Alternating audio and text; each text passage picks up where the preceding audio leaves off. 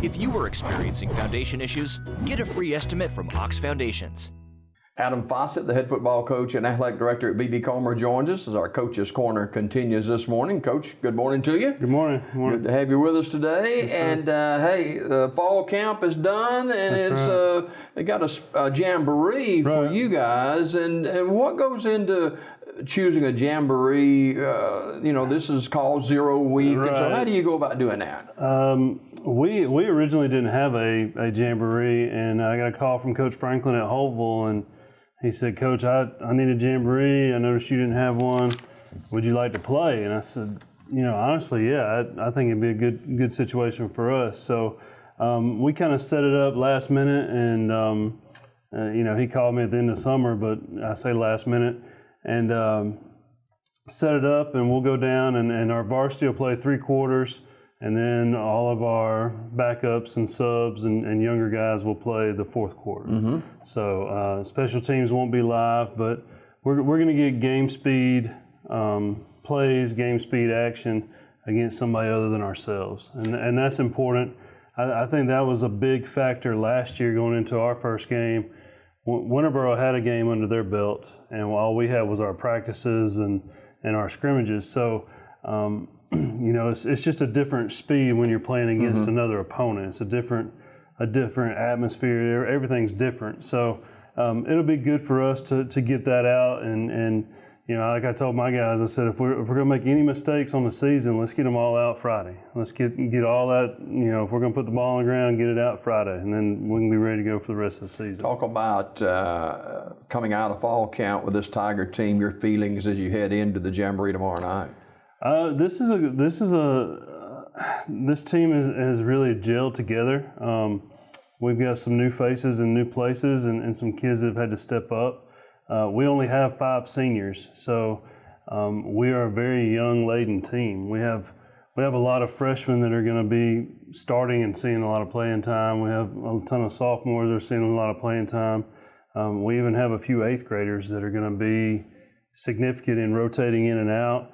We've got an 8th grader right now that is probably going to start for us because we have an injury in a spot that's got the kid's coming back, but I'm not going to put him in a jamboree situation, So it'll be an interesting to see. But I like where we are physically. I like where we are most days mentally. Practices we've built and built and built, and it's gotten better and better and better, and then you have a bad practice. So you can't, as a coach, you leave the field frustrated sometimes, but it's a frustration level for everybody. The guys were frustrated. Yesterday was a bad practice, and at the end of the day, the guys were frustrated, the coaches are frustrated. So we come back today and try to get better, come back today and regroup and get better. And I know they'll come out ready to go. They'll come out, it's a Thursday, we get to play tomorrow, and they're ready for that. So they'll rebound. You had, we never like to see this, but you've already had a couple of devastating injuries that's impacted your club for this year. Yes, no doubt. So Ward Rush is a senior. He had a major shoulder injury, and he's rehabbing. He's trying to get back, but we're not gonna put him in a situation where it could hurt him again. So if he's able to get cleared mid-season, he can start rolling mid-season. If he's not able to be cleared, he's still with us. He's still a part of the team, and still, he's there every day. He's almost like an assistant coach. Yeah, he is, and he knows the offense. He knows the defense. He knows. Ward is a big time leader for us. And having him there every day, and the kids seeing that he's there every day, he can't participate in practice. He can't, but he's out there. He's going to do the running with them. He's going to do, so he's an active leader, and he's one of those kids that his presence is felt and his absence is felt. So when he's there, those guys are watching what he's doing. Those guys are, they're eyeing on what he was doing. Yesterday I saw a kid running a lap around the field. I was like, what's going on? He said, oh, that kid was talking, and I told him to run a lap, so he ran a lap. I'm like, all right, so because if you're ever off task or, hey, hit a lap. And we'll tell the kids that all the time. So, Ward told him to hit a lap, and the kid did. So that's a respect factor for him to be able to tell a younger kid that and the kid to do it. But, Ward's one of those guys that, on Friday nights, if he's not able to play, he'll be high energy. He'll be getting the guys, kind of energized and pumped up and things like that. He's got a lot of energy about him. Freshman, even an 8th grader, is one thing to practice with them. It's another thing to go up against opponents like you face again this year. Right. Yeah, and that's probably the hardest part is when you evaluate this team compared to last year's team, or you evaluate just output and product. We're a lot more seasoned this year than we were last year. We're more aged. We've got numbers are better. There's a lot of things that are going good, but you look at the buzzsaw of a region that we have, and you've got to think you've got to put your kids in the best situation possible, whether that be practicing or just game planning or whatever the case may be, because during like practicing, once we get into region play, we're beating each other up. Our region is literally beating each other up every Friday night. Brutal region. And they play physical football. The Piedmonts of the world, the Sacks of the world, the Randolph counties of the world, they play physical football. If you think of that, those 3 teams made it to the 3rd round or better. Piedmont and Randolph County play each other in the semifinals, and Piedmont plays for a state championship. So, and all 3 of those teams have enough kids that they don't play many kids both ways. We'll have 46 kids on the sideline, but we've got 20 8th graders, 15 8th graders and 10 9th graders. And then it divides itself up into 10th through 12th. So we have to be careful in practice. We have to be careful as far as our physicality. But we also got to be able to make sure we're doing everything. Sure.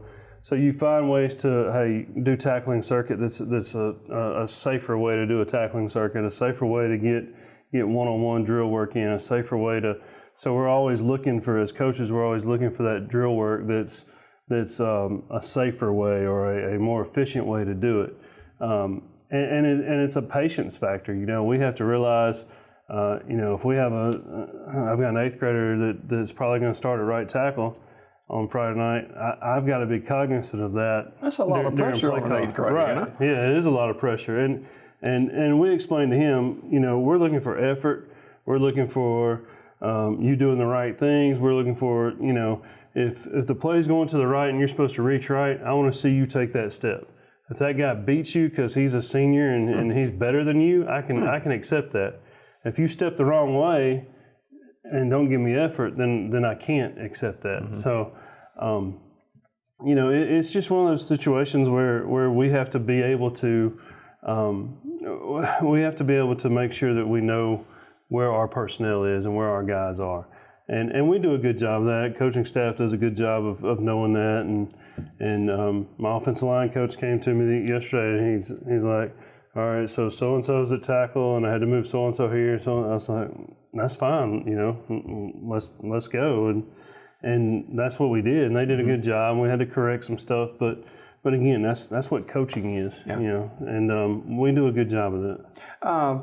Adam Fossett, the head football coach and athletic director at B.B. Comer, Fall Jamboree tomorrow night against Hopeville, and this season, 2nd year for you yes, here, sir.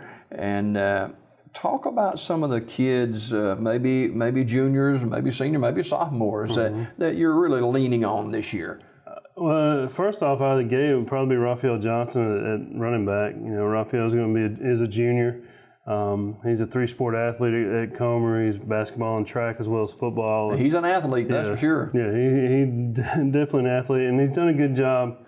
He's one of those kids that's bought in. I've seen a lot of change in him since I've stepped on campus, and he's hit the weight room hard. He's doing the right things, and he's one of those guys that's going to get a lot of carries on Friday nights and have to play.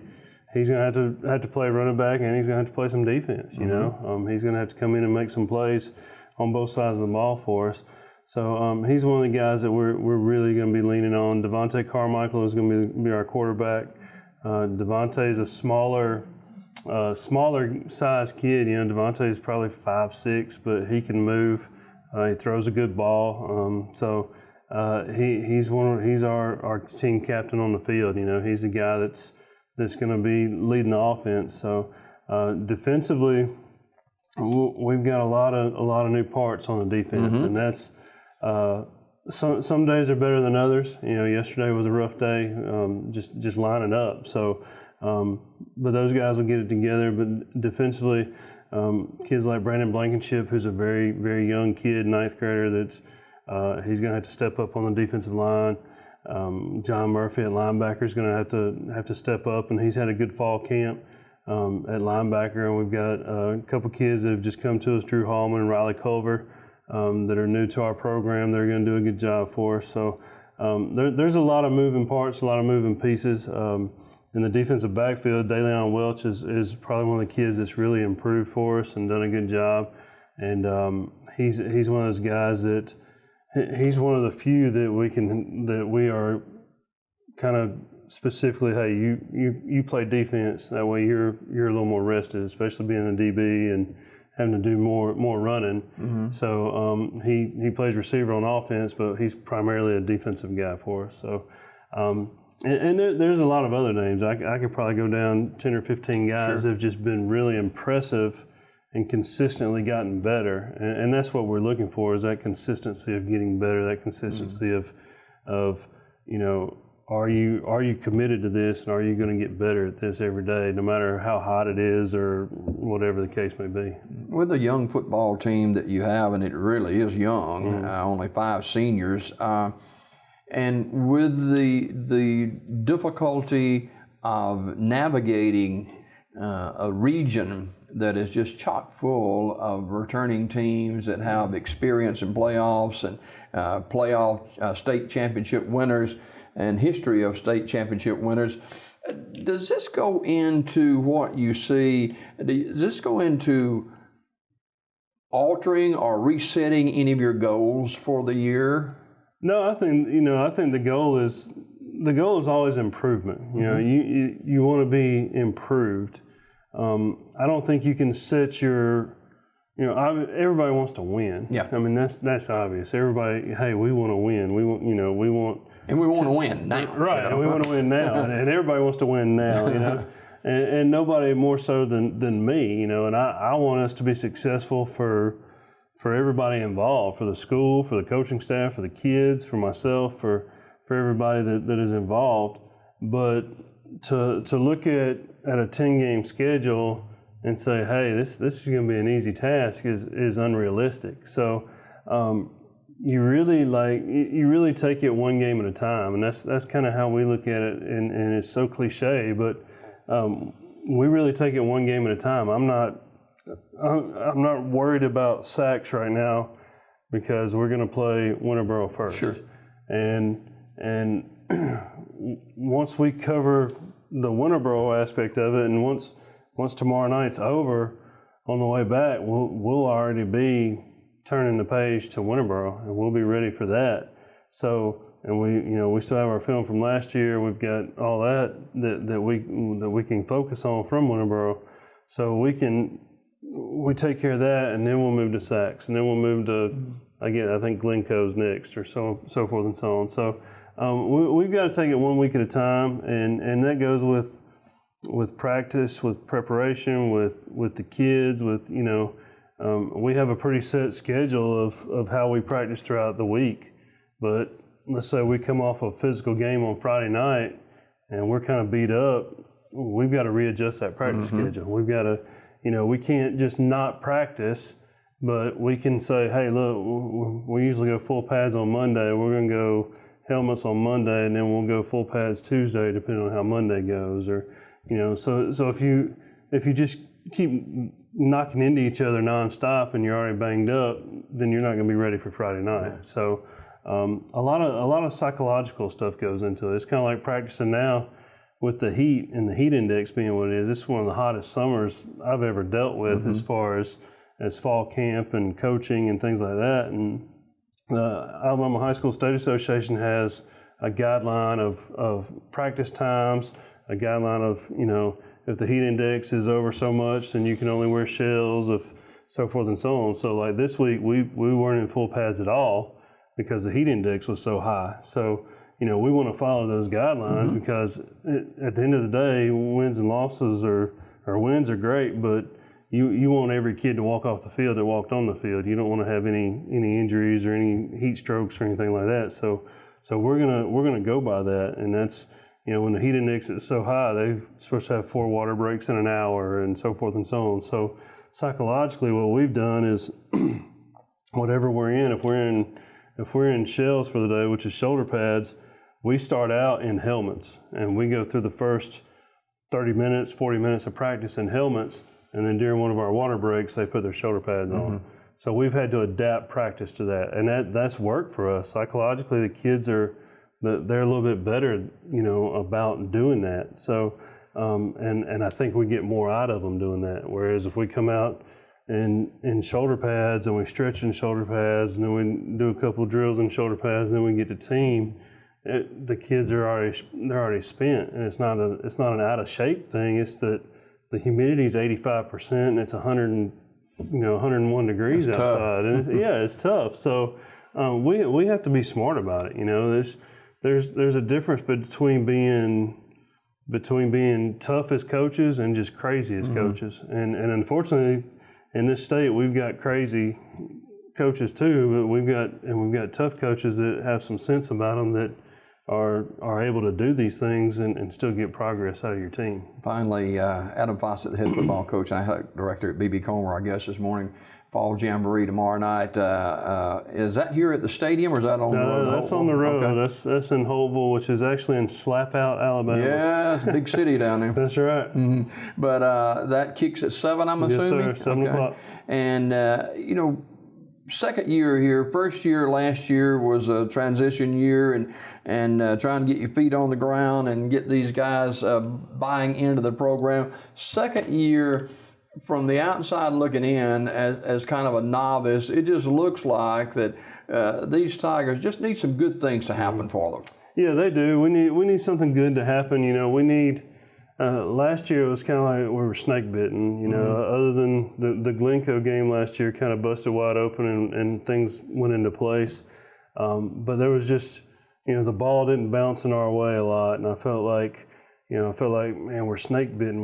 There's something just not clicking for us. And, anytime you're in a first year situation, it's tough on everybody involved because everybody's making a transition. Sure. And, we had 11 seniors last year, and those guys were great throughout the whole season. They endured it. We had 11 at the start of the season. We finished with 11 guys. And those guys, I'll never discredit what those guys did. And you can talk about, they only went 2-8, they only did this, they only did that, but those guys endured, those guys stayed through it, those guys, and a lot of those 11 hadn't played for 1 or 2 years, so those guys really kind of built that foundation. So, you never discredit that, but you also want to move forward and say, all right, now we're getting ready for this season, we're getting ready for this group of guys, and this group is a good group. There's only 5 of them, but those 5 are pretty strong, and they've seen it. So they've seen a year of it, and now they know it. So when you get to year 3, and those seniors have seen it for 3 years, and year 4, those seniors have seen it for 4 years. So it's about building a program. It's about building a total program across the board, and it's not an overnight fix, and it's not a quick fix, and that's what I tell people all the time is Comer is one of those schools, and this sounds awful, I guess, but Comer is one of those schools that young coaches have kind of come to and thought, man, if I can come here and be successful, then I can go get another job somewhere and make more money, or I can go get a better job, or whatever the case may be, or some have come and hadn't been successful and said, well, I'm going to get out of here, and so forth and so on. So for me, my situation is I'm totally opposite. I'm here. You know, I kind of chased a dream and tried 7A football and it didn't work out. So now we're back here where my wife's family's from and my family actually has moved over here. So we're here. We're kind of bought into it yourself. Yeah, we're bought in. Yeah. You know, my youngest is 8 years old. He'll graduate from Comer. So we're here, you know.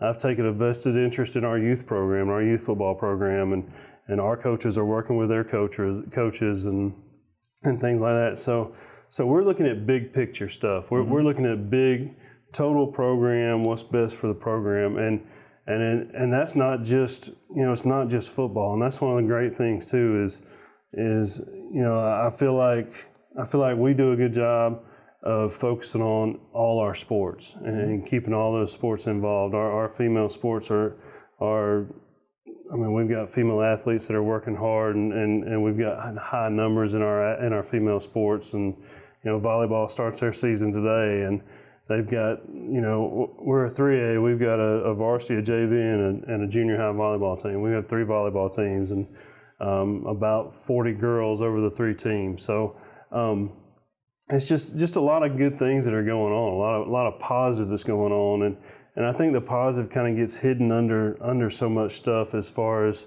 wins and losses and things like that. But just like with football, it takes time to build a program. It takes time and it takes consistency. So we're getting the right people in the right places, and things are improving. It's everybody's just